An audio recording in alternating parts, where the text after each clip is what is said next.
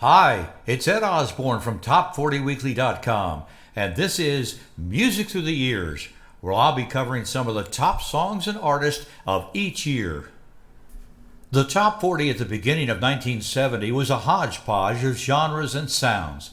By far, the standout entry in the top 10 was an explosive debut single by the Jackson 5, I Want You Back, the first of four number ones by them during the first 6 months of the year.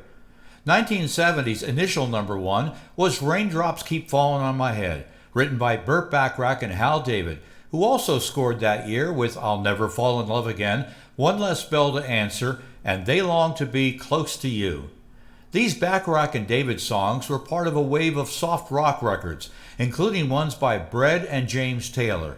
Another pop subgenre was jazz rock, which had its most successful proponent in Chicago, which racked up its first two top 10 singles.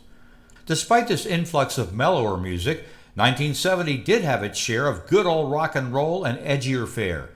Creedence Clearwater Revival continued its hit run, and there was a new harder sound courtesy of Led Zeppelin and Free.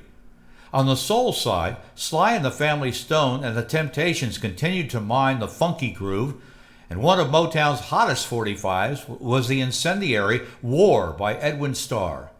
In direct contrast to the turmoil in America were four pure pop hits from England: Love Grows, Where My Rosemary Goes, United We Stand, My Baby Loves Lovin', and Hitchin' a Ride. Another consistent hit-making group, Simon and Garfunkel, had their best-selling single ever, Bridge Over Troubled Water. The Beatles were still the biggest band in the world when Paul McCartney announced in April that they were breaking up, marking the end of an era. John, Paul, George, and Ringo then bowed out with the majestic The Long and Winding Road. Other significant losses in the world of rock and roll occurred when Jimi Hendrix passed away, followed by Janis Joplin.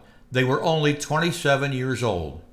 The year closed out with a little bit of this and a little bit of that in the top 10, where the beat was definitely not going on.